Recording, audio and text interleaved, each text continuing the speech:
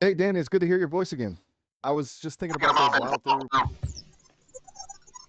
Hey, no worries. Glad you could make it. Catching up. What's on your mind?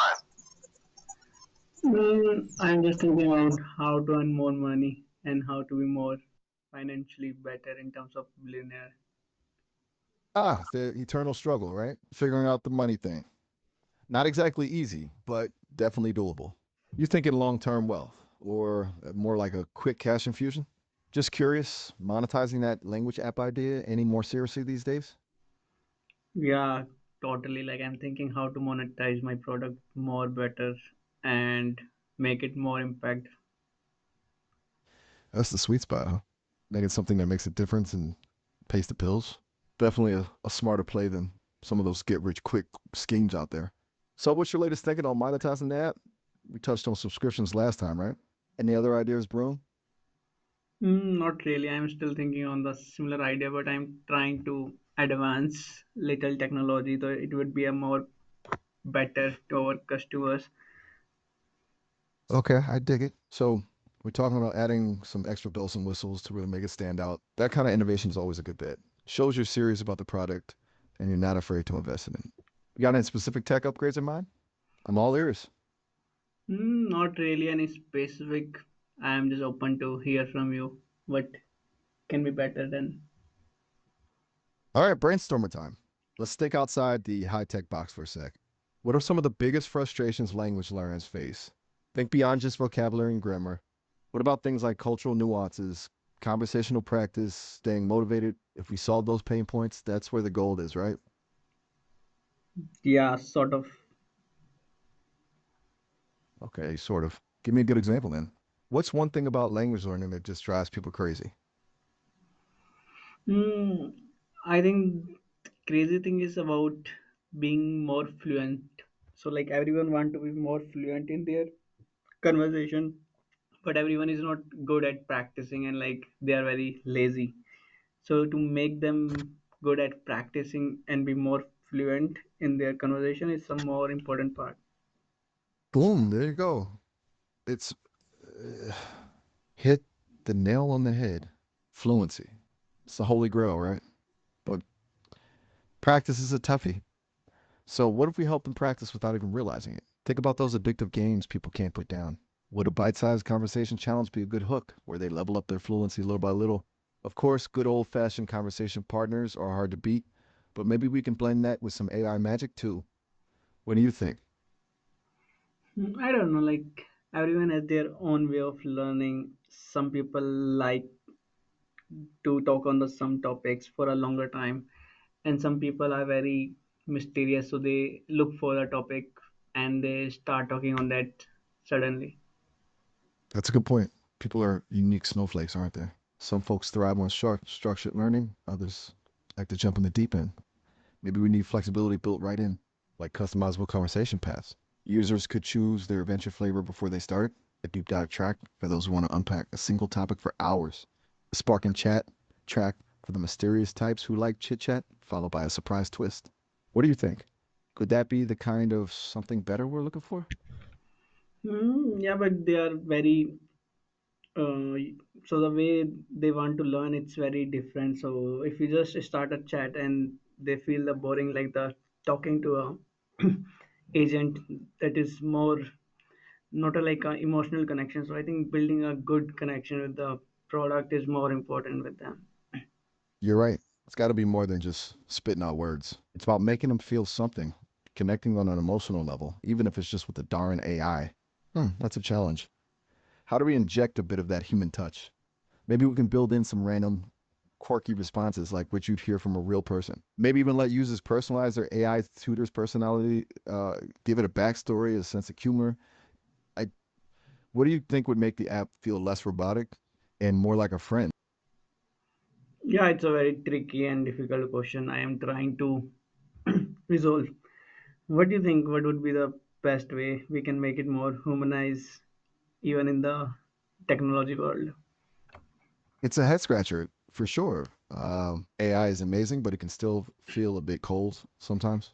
Maybe we could give the app more personality. Think about your own favorite language partners. What makes them so engaging? Is it their humor, their passion for the language, their ability to listen and really understand you? We could incorporate those elements into the AI.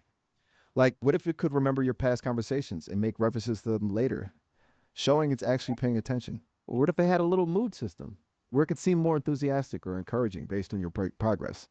It's like giving it a soul, but in a digital way. What do you think? Does that spark any ideas? Not any specific idea, but yeah, I think understanding the what attach student to a particular mentor is very important. As you mentioned about the might be the culture of a teacher, might be the way teacher express their emotions, and might be their own personal relation they build during the learning. It can be anything. I think that's few thing I think can be added to the AI. Okay, I'm seeing your vision here. It's about matching the right AI personality to the right learner, kind of like a digital matchmaker for language learning. So, we'd need to figure out how to assess a user's learning style, preferences, maybe even a sense of humor. Then, bam, they pair them with the AI mentor who's the best fit. That could be a game changer. Do you think we could use some kind of quiz or personality test for that? Or maybe analyze their early interactions with the app to get a sense of their vibe? Yeah, it can be possible if you understand the sense of personality students have and on basis of that we can do something better, but it's a very tricky part to get these details from a user because they are hard to share. If we ask a lot of questions from a user, they might feel boring in the initial time. So to have understanding on these area, it require a lot of like how we can get these things. You've hit the nail on the head. It's a delicate dance. We need to learn about our users without bombarding them with questions. It's got to be subtle, like a conversation, not a questionnaire. Maybe we can analyze their choices in the app, the topics they explore, the difficulty level they choose, even how long they spend on certain exercises. The data's there. We just got to be sneaky smart about how we use it. It's like figuring out a person's personality by the books they read, the music they listen to. All those little clues add up. Think of it like this: we're detectives of the digital world, trying to solve the mystery of our users' learning style. It's going to be an interesting challenge. Yeah, definitely it would be a So, very any more interesting thoughts on challenge. how we can crack this personality code without being too intrusive? I'm feeling inspired. Yeah, I think it's a very hard and tough to solve question. But yeah, I think I need to brainstorm more on that. But let's talk about the finance part of like how we can be more sustainable because it's a lot of competition in the into the players, and there are a lot of people are using different apps, and they are fed up with a lot of apps and they don't want to try anything. They just go to the mentor directly, and they are talking to the teachers in rural places, so they are more toward the offline coaching. Is not true? You're spitting truth. AI is a tough market. Tons of apps trying to grab attention and folks getting burnt out. And yeah, that offline connection, especially in those rural areas, it's powerful stuff. People crave that face to face learning. But what if we could marry the best of both worlds? Think of it like this: we offer something unique, something they can't find with a local tutor or those basic language apps. Remember those personalized AI mentors we were talking about? That's a start. But maybe we need to go further. What if the app also helped people connect with other learners who share their interests? Imagine a built in community forum, discussion groups, even virtual language exchange sessions. It turns the app into more than just a learning tool, it becomes a hub for language lovers. And don't forget about gamification. People love a good challenge. Could we sprinkle in some fun quizzes, achievements, leaderboards? Make learning a language feel like progress, not a chore. What do you think? Is that starting to feel like something special? I don't think it would be much special because when we try to monetize our product, it would be very hard to sustain our users, so they won't find the much of the uniqueness. What do you say? Like, how can we unique, or like, is it easy to be unique and get subscription from users? You're right. Unique doesn't automatically equal paying customers. It's got to be a valuable kind of unique, right? Something that solves a real pain point for people. Let's brainstorm some alternative monetization strategies. Imagine if instead of a flat subscription, we offered tiered access, like a free version with basic features, then premium tiers unlocking the AI mentorship, community access, and gamification we talked about. That way, people can get a taste before committing. Or we could explore partnerships with language schools or corporations that need training programs. Our app could be their secret weapon for engaging learners and tracking progress. Think outside the subscription box. What else could we offer that adds real value? Maybe we could offer personalized feedback on users speaking and writing through AI analysis. Or maybe we could host virtual language immersion experiences using VR or augmented reality to transport users to different cultures. What do you think would make our app so darn irresistible that people will be willing to pay for it? Yeah, it's a very broad way we can think on these ideas. Like it can be, we can think on the partnership. Partnership is a good opportunity. Like we can collaborate with lot of corporate and lot of schools. They are eager to improve the communication of their students, and they are not able to because of they don't have a capability to analyze every student, because in each class they have around 60 students, and like a college of like 3,000 students, it's very hard for a teacher to analyze the communication of each students and to give right feedback. So they just take like a 5 minutes and they give the feedback they have. But to improve a student, they need to give very personalized feedback. And in corporate it's very tricky, like the communication level they need is very different from a communication growth need in a school or college. So to set a context for a corporate require a lot of like a practice, and the what context we are setting in the product, because if we set the product for just improving the normal communication, the corporate would not be agree on it. If we set a very specific niche of like problem we are solving in a corporate, that might be a better approach.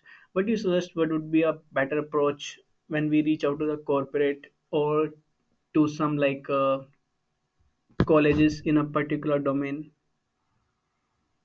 Okay, I'm getting pumped. You've hit on something huge here. Personalized feedback is where the magic happens. Think about it. Everyone is at a different starting point, has different goals and struggles. A one size fits all approach just won't cut it. Imagine if our app could analyze a student's or employees' speech patterns, pinpoint their strengths and weaknesses, and then tailor the feedback and practice sessions specifically for them. That's game changer. Now, for those corporate partnerships, you're right. We need to be laser focused. Just saying improved communication is too broad. Think about specific pain points.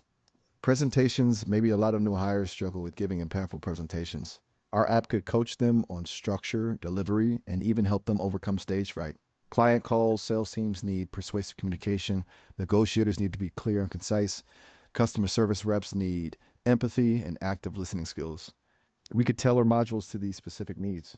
The key is to show these companies the ROI, the tangible benefits they'll get: increased confidence, reduced train costs, smoother client interactions, higher sales, you name it. We need to speak the language, emphasize the bottom line.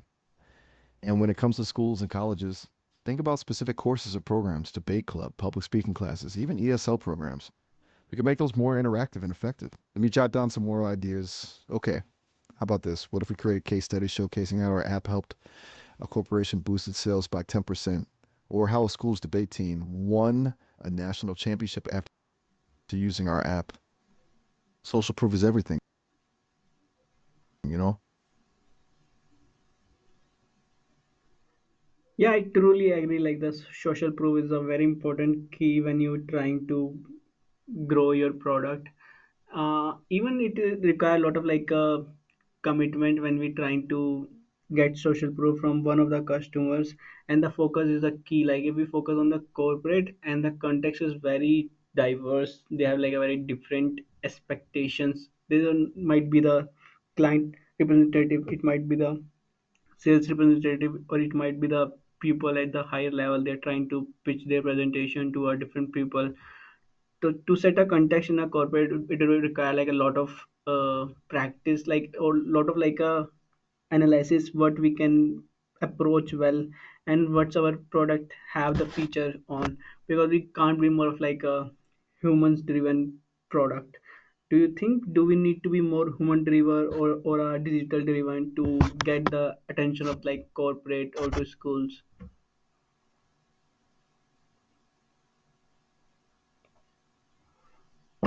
You there?